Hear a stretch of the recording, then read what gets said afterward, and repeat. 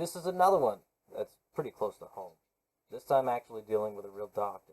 Now, I read it a little bit and said some pretty crazy stuff in it, so I tried to look it up, but all of her social media accounts have been deleted, so I can't actually look at. I'm not tech savvy. I don't have a Wayback Machine. I can't go on to these websites and find deleted accounts that existed so many months ago or whatever, and actually be able to see what was posted.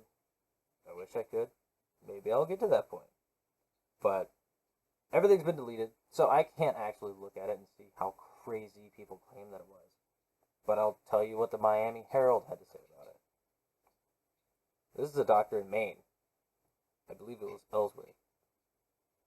Doctor loses license, must have psych evaluation for COVID falsehoods. Board says by Julia Marian, January 14th, 2022.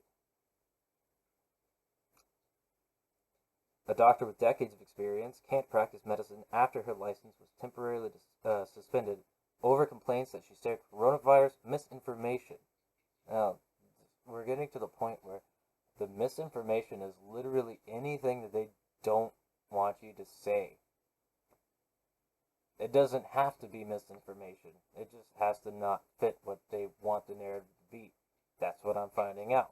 It's really creepy. It doesn't make any sense. And it doesn't seem right. You know? And if there's a media outlet trying to display the truth, or even if it's an opinion piece, and it's the right thing to do to say opinion piece, and then they state their opinion, and they usually throw factoids into it, but they cite it, and they say clearly what is their opinion. Someone should not be taken off of the internet for stating their opinion. The internet's become like a public forum. It's like the town square, like people like to say. You know? That goes along with the constitutional rights that we were just talking about a little while ago in the beginning of the episode. The board has ordered her to undergo a neuropsychological evaluation. It said Dr. Merrill J. Nass, who got a license to practice medicine in Maine in 1997. That's a long time. Had her license immediately suspended for 30 days after a board investigation and a review of complaints against her on January 12th. According to a suspension from the Maine Board of Licensure and Medication. Nass, who is an internist in Ellsworth, Maine, must submit to an evaluation by a board-selected psychologist on February 1st.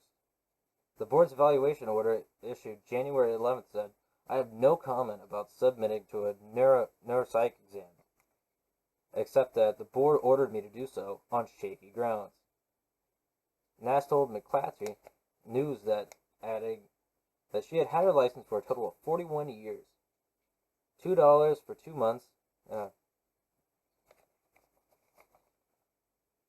The information received by the board demonstrates that Dr. Nass is, or may be, unable to practice medicine with reasonable skill and safety to her patients for a reason of mental illness, alcohol intemperance, excessive use of drugs, narcotics, or as a result of a mental or physical condition interfering with the competent practice of medicine.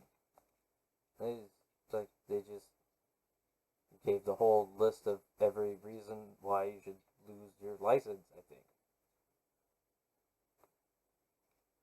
The evaluation order states the complaints against Nass include how the board was told she engaged in public dissemination of misinformation about COVID-19 and vaccinations via a video interview on her website.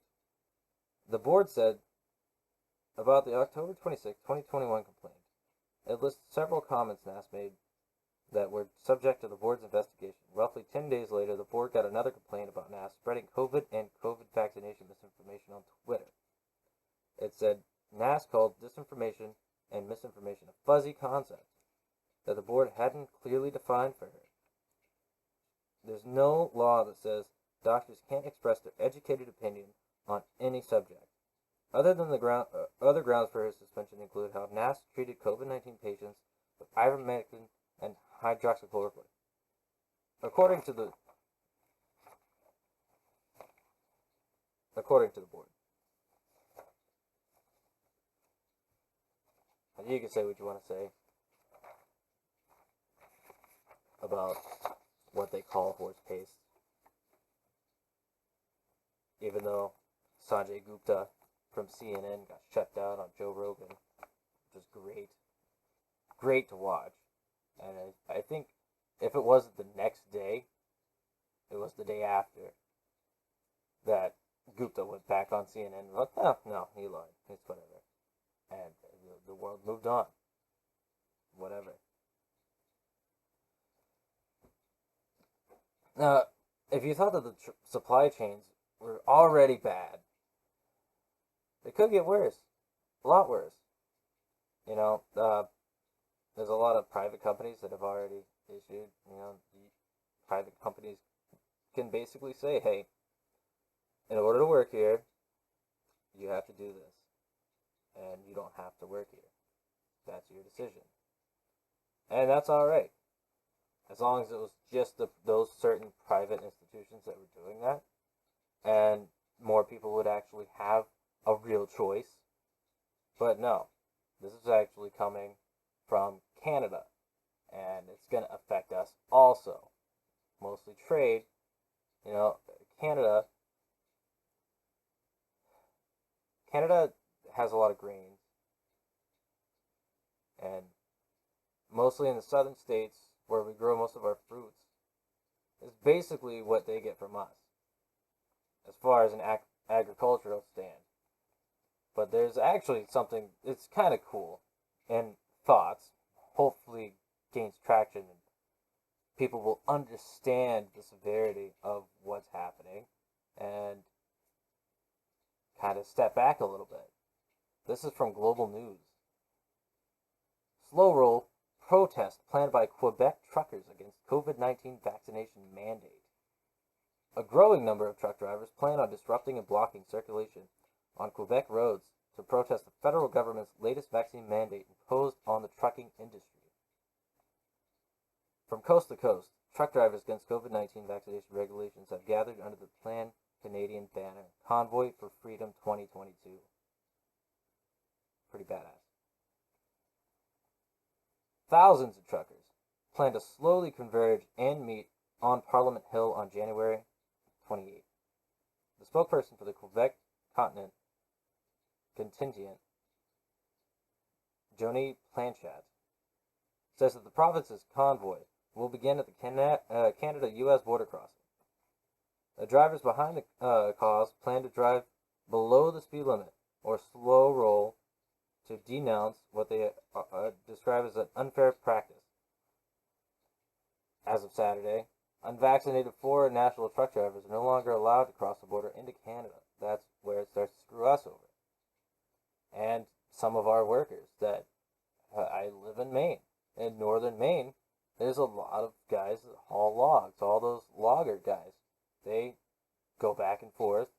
I don't believe you're actually allowed to haul logs between the borders in such a manner, but we do have produce like potatoes. Northern Aroostook County, Maine is known as Potato County. All that produce goes across the border, gets dropped off, they pick up another load, and they bring it back here. There's a trade-off, and that's part of the very small agricultural economy that Maine has. And it's one of the biggest ports and ways to get to Canada from the northeast. One of the easiest transits. And not a lot of truck drivers are going to want to get the vaccine. We're going to lose a lot of our shipping industry. As of Saturday, unvaccinated foreign national truck drivers are no longer allowed to cross the border into Canada. Canadian truck drivers still have the right to return, but must test and isolate for 14 days. They're not even going to want to do that.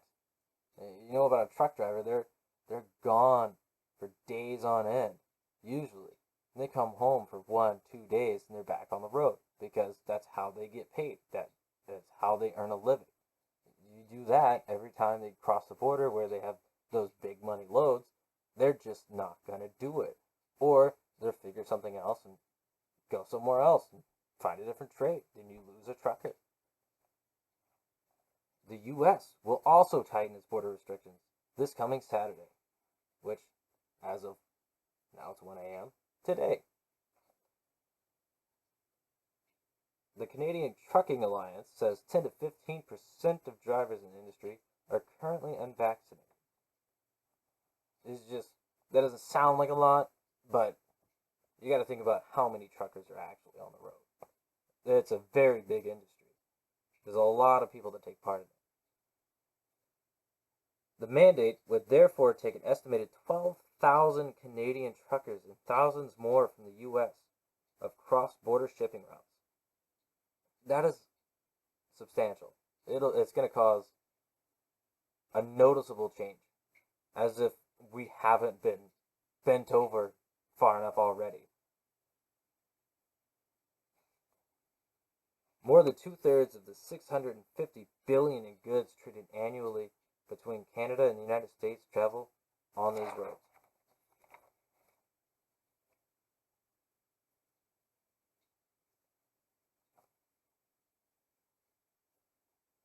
They have a fundraising page, and they're trying to raise money for it. The online fundraising page for the national event has already raised close to $580,000.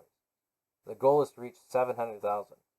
That's a pretty quick pickup, considering I just heard about this thing not very long ago. Donations, according to the online posting, will go towards cost of fuel, food, and lodging to help ease the pressures of this arduous task. It's a small price to pay for our freedoms. We thank you for all your donations, and we know that you are helping reshape this once beautiful country back into the way it was. This post reads, protests have already erupted across the country. On Monday, drivers of 18-wheelers snarled border traffic in Manitoba for several hours, inconceiving motorists. And Surrey, Quebec, says it is aware of the upcoming event and is monitoring the situation, according to Martha Bulldog, spokesperson for the provincial police. Bulldog warns all who voluntarily disrupt traffic are in violation of the Traffic Safety Code and could face hefty fines. We had protests that were blocking roads, people that were trying to get to work. I mean, what's the difference? Name that quote. Who said that years ago? She's probably going to be running for president again. Pretty great, huh? Now, I watched the video, and I want to upload these clips to YouTube. I don't think it would have been right to show the screaming and crying 9-year-old getting put into a car away from her mother on YouTube for people to watch. I just don't think that would have been cool. But this is a pretty crazy thing that happened in the United States just because they didn't have a vaccine passport. Well, maybe they had one, but they didn't want to show it. Something. NYPD slammed for arresting 9-year-old from a museum of natural history over vaccine card. According to multiple videos circulating on Twitter, a 9-year-old was among a group of protesters reportedly arrested by the police and removed from the Museum of Natural History in New York for not having their vaccination cards. NYPD officers are seen removing a group of people from the museum. In one of those videos, they have gone viral on Twitter as well as Instagram. A man is heard shouting from the stairs as people filming follow the police. One person can be heard saying, "You are traumatizing a little child." Another said, "This is effing disgusting." While being escorted to a separate car, the girl can be seen crying. Some people who were recording the incident followed them, yelling about the child abuse and traumatizing the little girl. Towards the end of the video, the man asked, "What kind of future do you want for your children?" He then just added, "Just because she refused to show her papers of her experimental gene therapy."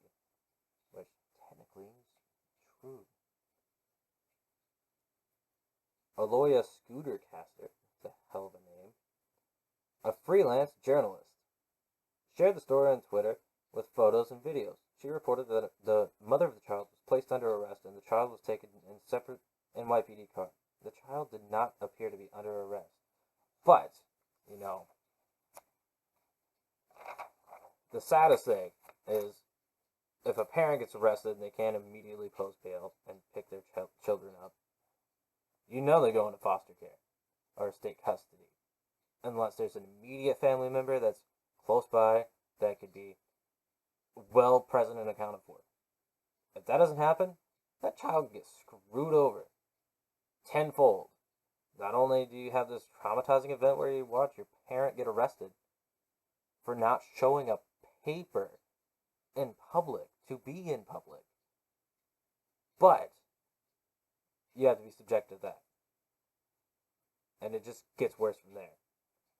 So, I don't really know why all of this stuff is happening, but there's a pretty nifty book out about it that Glenn Beck has. I'm waiting to get it. You can get it on Amazon digitally, but I want the hard copy, and they're not doing it because apparently they can't print them or something.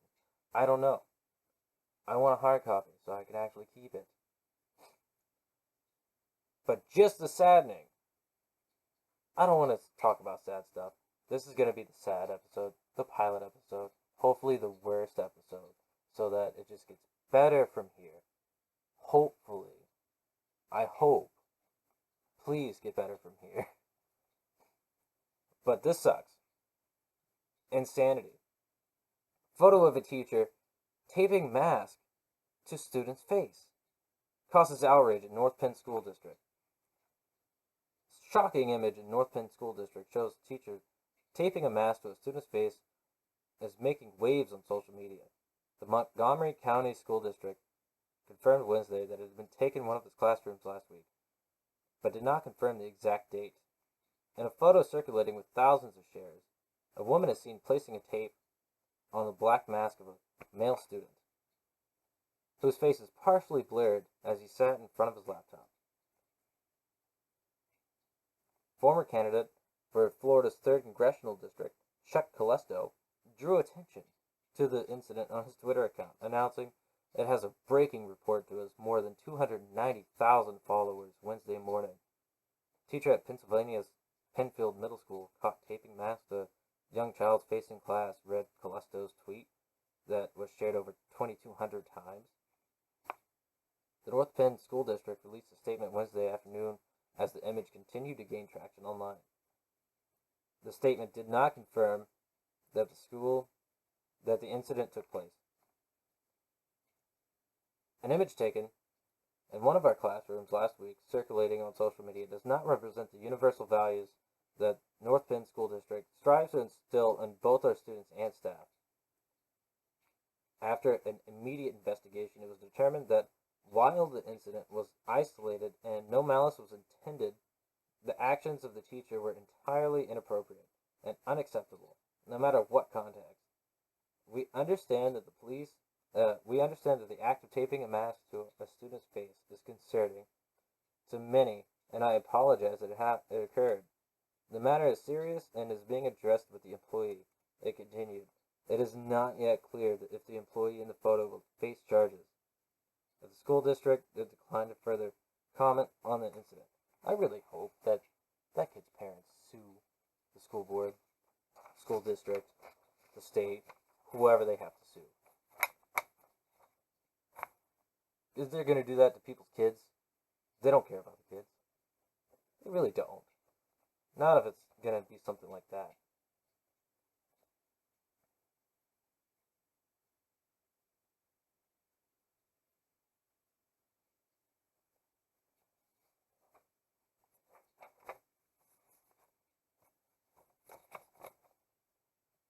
Has anybody been following the new governor of West Virginia, Youngkin? It seems like he said he was going to do stuff, and the things he said he was going to do is actually doing, which is unlike a politician.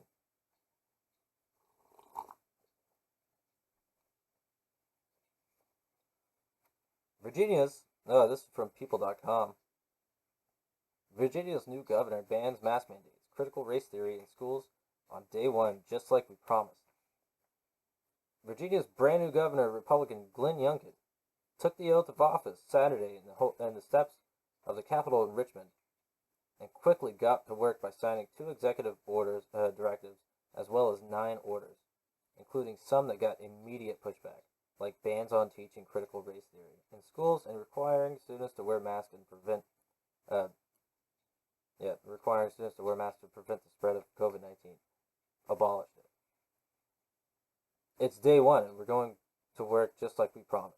Youngkin, 55, said in a statement, "The important steps we are taking today begins the work of restoring excellence in education, making our communities safer, opening Virginia and businesses for reinvigorating job growth, and making government work for the people, and not the other way around."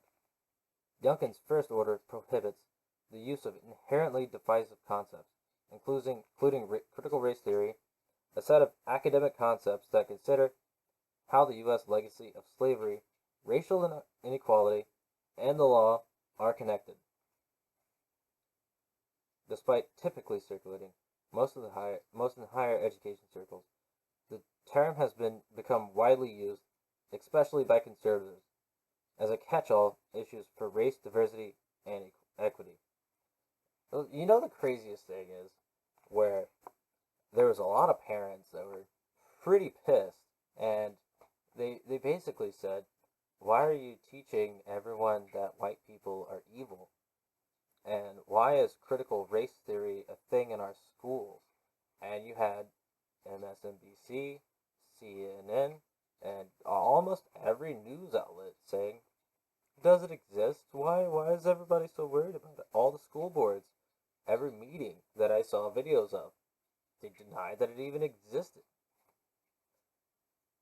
And then you have something like this where Youngkin signed an executive order to ban it, and there's a lot of people complaining and pissed off about it. The parents aren't mad about it, it's the teachers. And that's pretty much it.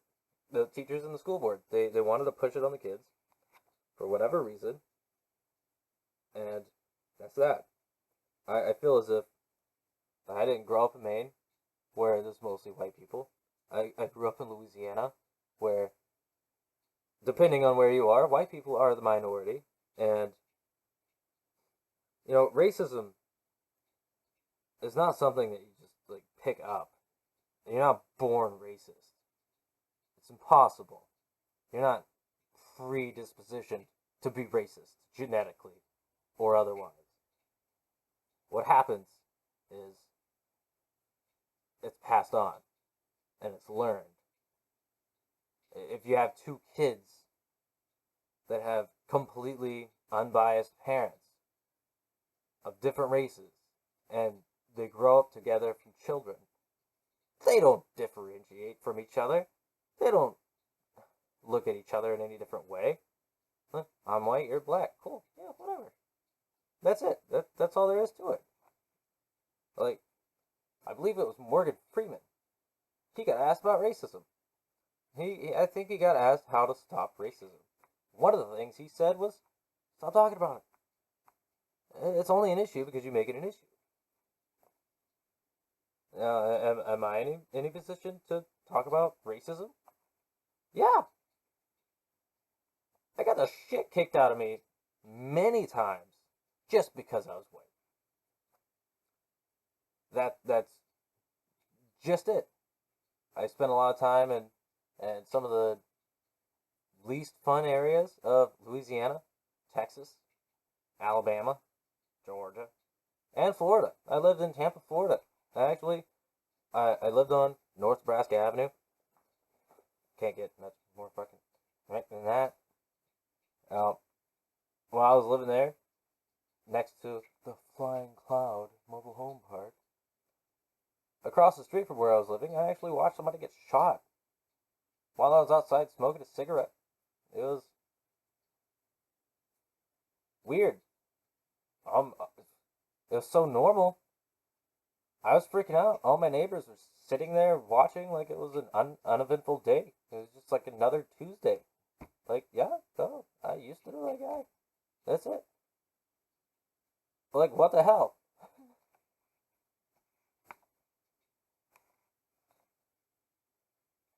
All right.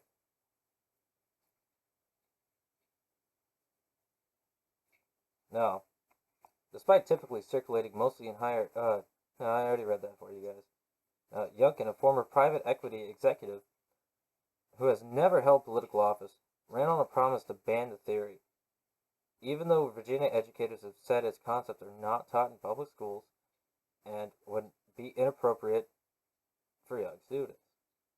Uh, They say that because if they say it that way, they can say they're telling the truth because it's not part of the curriculum. Teachers, parts of the teachers' union, the school board, they go to seminars every so often. And in these seminars, they are told certain things that they should infuse into the classroom. And you see a lot of these, I don't know what to call them, others, they, them, she, it, thing, whatever, doohickeys, all over TikTok, talking about, in their words, teaching children about gender, sex, and you don't have to be a boy if you don't want to be a boy. To 5-year-olds, what? No, thank you. That's what I would call grooming and indoctrination. That's scary and gross. But during his inauguration speech, Youngkin got the most applause when he addressed removing politics from the classroom. NPR reports his order defines inherently divisive concepts in a number of ways, including those that suggest an individual, by virtue of his or her race, skin color, ethnicity, sex, or faith, bears responsibility for his actions committed in the past by other member of the same race, ethnicity, sex, or faith.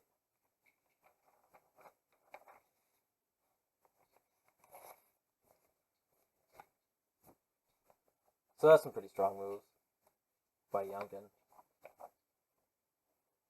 I wanted to find some videos, but I felt like it'd be a pilot episode, and I'm sorry about if the 3 people that may or may not even watch the videos that I post. If someone actually does watch these things, I will definitely buy a high quality camera and make something a little better. Because you know, I'm not, I have a full time job. This isn't a thing for monetary means for me. It's gonna be kind of like a hobby. I'm doing this just because I want to. I don't have to do it. I don't have to read comments, especially negative comments. But the name of my show that I'm addressing is called Where Do You Stand? I have a point of view. It's not very easily changed, but it can be changed on certain issues. You don't have to change my mind. You don't have to change where I stand on certain things. But I do want to know where you stand on certain issues. And we should have free and open discussions about everything all the time. One of my favorite things about high school was debate. I was terrible at school because I was bored and bad at math. But I love science. I love reading. I loved a whole bunch of stuff that I didn't usually get to do very often. But one of my best things that I like to do was debate, and it's not like we were fighting. We were actually having civil discussion and having reasonable thoughts shared between people and valid or invalid arguments. You know, we always found out who was right, who was wrong. Doesn't always mean that someone is right or someone is wrong. You can have opposing opinions and still have a fully functioning society as long as you don't impose those views onto other people and force them to believe what you believe. The only thing that we have to believe in are absolute facts. And I feel like people are losing sight of that. Honestly, wholeheartedly. People really, really need to start paying attention to the things that are going on around them. And people started realizing and asking questions when this whole coronavirus thing started happening with all the lockdowns and massive amounts of government control that hasn't really been seen. Like, look at Australia. A lot of the people that are there are shell shocked. They thought that they were one of the freest nations on the planet next to America. And now they have international arrival bungalows that you don't have to test positive for coronavirus, the cold, whatever you want to call it, pneumonia. You don't have to test positive for it. You have to be close contact with someone, and they will literally come to your house, and you can voluntarily go to this place on your own, as long as you drop everything you're doing in that exact moment and do it. That's called being voluntold. They're like, yeah, I'm telling you to do this, but I don't have to tell you to do this if you just volunteer to do it. Either way, you're going to be forced to do it. That's pretty messed up. That's happening in Australia. I don't have an article for that. Thought it was pretty extremely mainstream. I want to find some news articles that aren't widely publicized, and I want to get into those. And hopefully some of the future podcasts that I do are not going to be purely political. I want to get into UFOs and everything, random conspiracies, not conspiracy theories, but historical conspiracies that later have been proven to become fact after, CIA, Pentagon disclosures, and they release information from what happened 50 years ago, finally unredacted or mostly unredacted, so you can look back in history and be like, wow, cool, that craziness really was our fault, pretty much.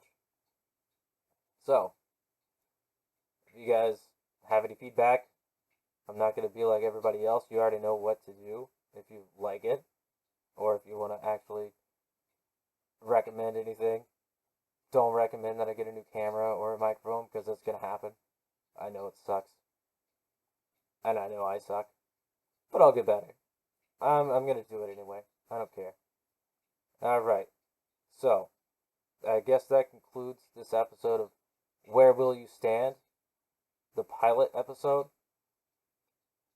And, if you're catching this on a YouTube channel or Rumble or any other video streaming service, comment about it. Let me know what you think. Do you think I'm too political? I know you're already going to say yes. Do you have any recommendations? Yeah, just let me know. Until next time, weekly shows. I'm going to try to do this once a week, every weekend, as a hobby. I'm not really going to put too much effort. I want to put enough effort in to make it entertaining. I know this is just the first episode and it's going to suck. So, hopefully we get better from here. I'll see you next time.